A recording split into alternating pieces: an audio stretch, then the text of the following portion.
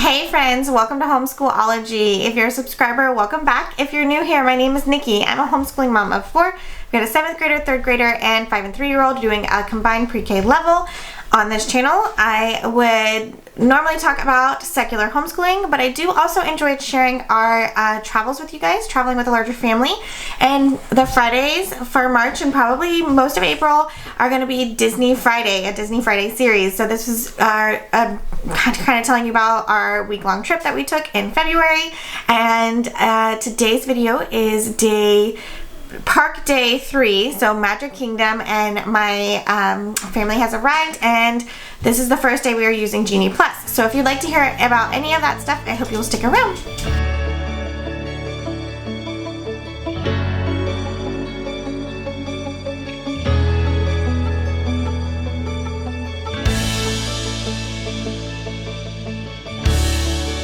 So as I said, this is day 3. We have, for us, but this is the first day that my mom and my sister and niece and my mom's nanny daughter, for lack of better description, and her dad are joining us for their first park day. And this is the day we chose Magic Kingdom. It is a Thursday that we went in February. And so we're staying at the DoubleTree, which is on Disney property. So we got up nice and early. This was the first time we had tried Genie Plus. So I had always been under the impression that the Genie Plus wasn't really a great value, because it's like anywhere from like $18 to $30 a person, depending on, like, it changes daily, so depending on like whether you're in peak season or not. So it is, when we did it was about $20 a person. So when you are a family of 6, 20 times 6 is not cheap, especially when you've already spent quite a bit of money on your park entry, and you're staying in a hotel, and the food is crazy and all of that. So I didn't really see the value in it. However, we decided, since we were a large group, to go ahead and get it.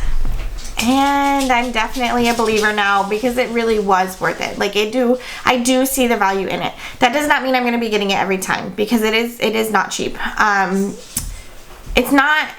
It's not crazy expensive, but it's also not cheap. So I wouldn't necessarily do it every time that we go, but if I know I'm going on a busier day, or if I know we have a short amount of time, like we can't go for the whole day, or we just have the extra budget to do it, then I would definitely 100% do it again, because it was really nice to have. So I'm going to talk about that Genie Plus. I'm probably going to make a separate video for you guys all about that.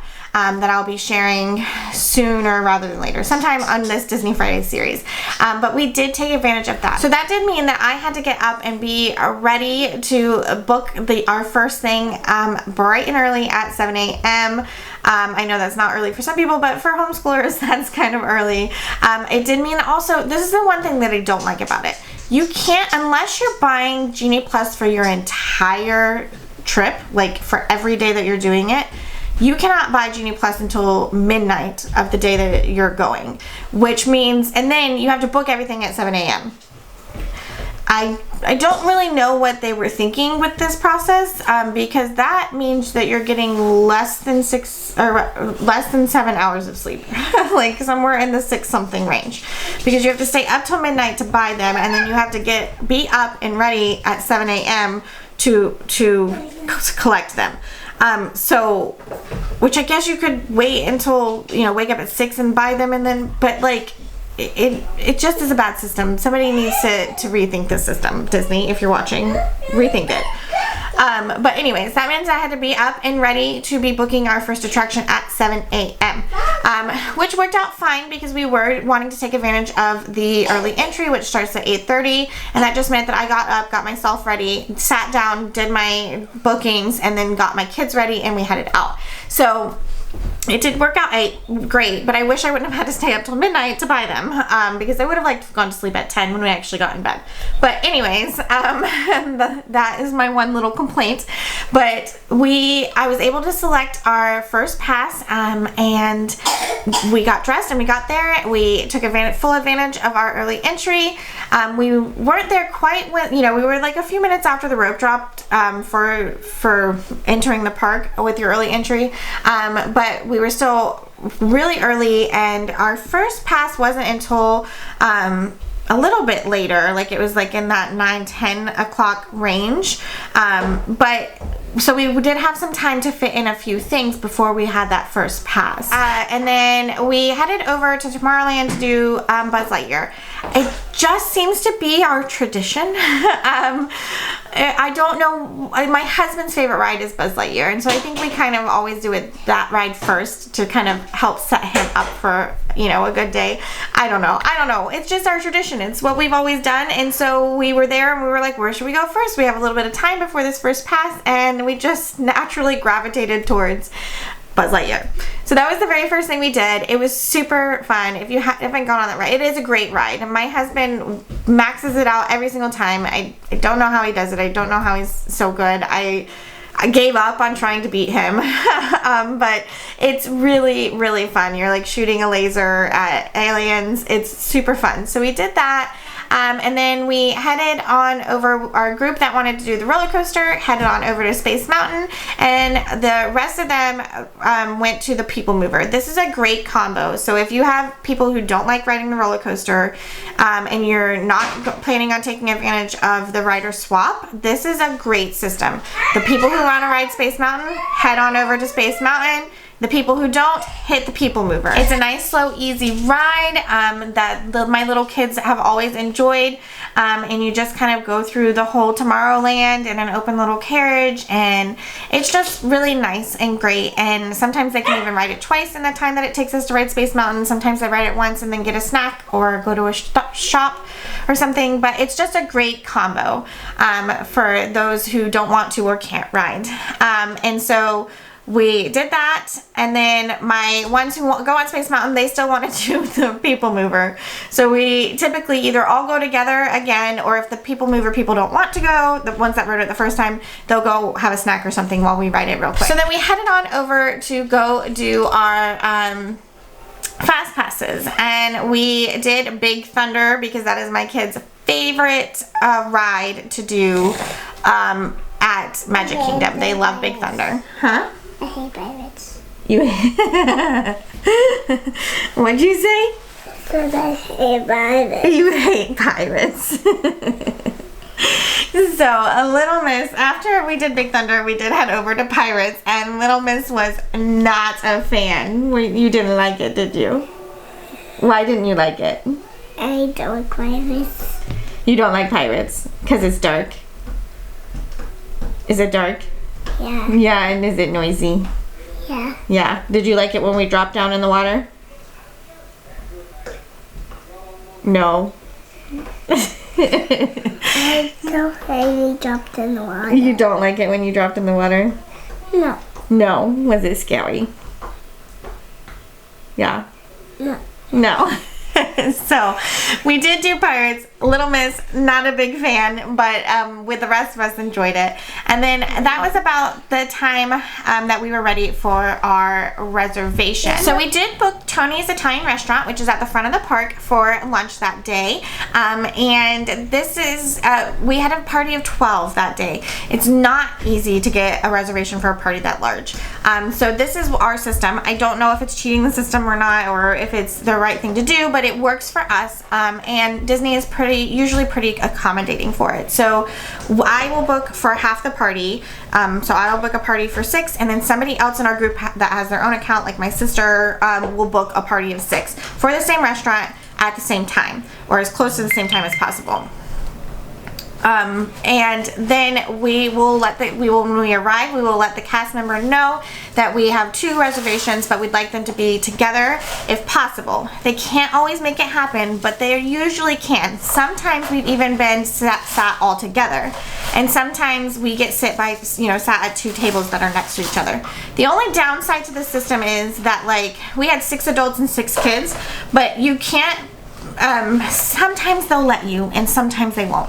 But they were really sticklers about there had to be a grown-up at each table, so we weren't able to do the 6 kids and 6 adults. I sat with 5 kids, and then the adults and my youngest sat together, and so it worked out great. Our tables were right next to each other. We still had a good time, and it works out good. So that's the system that we use when we have a large party for doing dining. The food was very good. And then after that, we headed out to we did Haunted Mansion, which is my favorite ride at Magic Kingdom. My favorite ride of all Disney is Tower of Terror at Hollywood Studios. My second favorite ride is Haunted Mansion. I just love it. I don't know why. I was scared of it as a kid, but I love it now. It's my favorite ride. So of course we had to hit that. And we did get a chance to ride Small World while we were waiting for our pass. While we were waiting for our pass for Haunted Mansion, we did Small World, and then we went over and did our pass for Haunted Mansion, and I was able to book, so the way Genie Plus works, I'm gonna do a whole video, but I was able to book, as soon as we walked through the turnstiles, for this, sometimes they have 2 turnstiles, like the one at the front and then the one right before you get on the ride, but once you go through both of those, you can immediately book another pass. So what I would do is, once we pass that second turnstile, I would have my phone open ready to go, and I would go ahead and book our next thing, the next thing that we wanted to do. And so that we actually were able to get fast passes for pretty much everything we wanted to ride except for Peter Pan. I did try to get Peter Pan in the morning, like the first one, but the callback time was already way late in the day by the time, even though I was on at 7 a.m., the callback time was way late in the day, and we just didn't want to do that. We didn't want to put our first Genie Plus way back here and then have to wait, 2 hours after park opening to book another one. So we didn't ride Peter Pan, and that's okay. We've ridden it before, and I'm sure we'll ride it again in the future. But that was the one that we didn't do. That was the only ride we didn't do. I was able to get fast passes for any line that had a wait, and we did everything.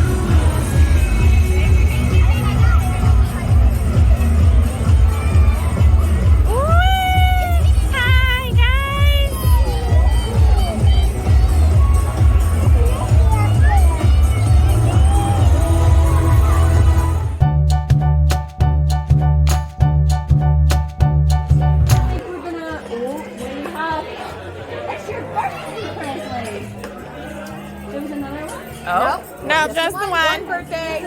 Ready, everyone? Ready? Happy birthday to you. Happy birthday to you. Happy birthday to Presley. Happy birthday to you. Yay!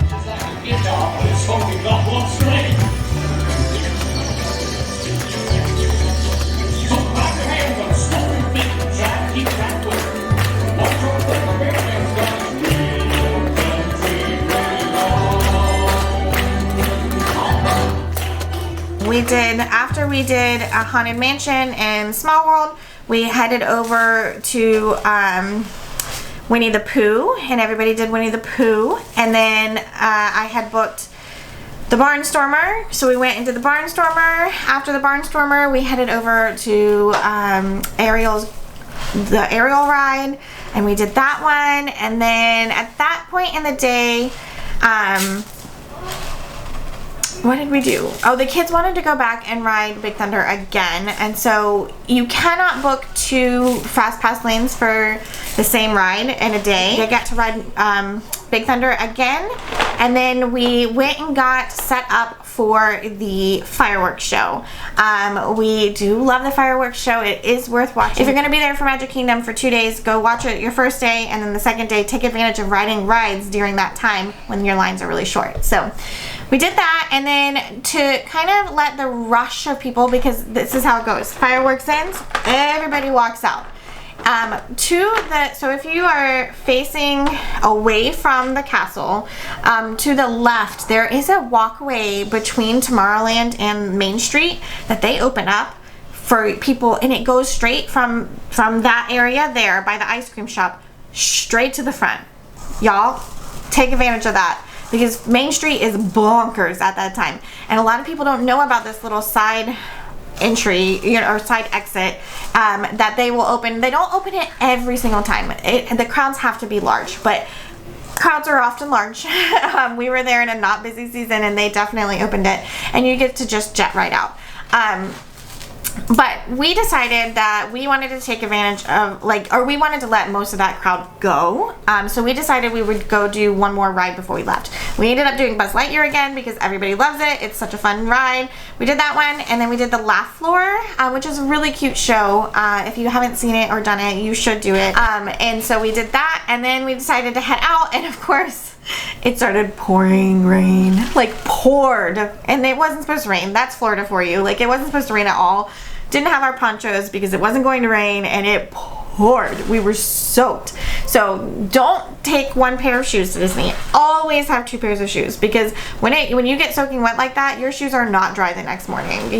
Nothing is dry the next morning.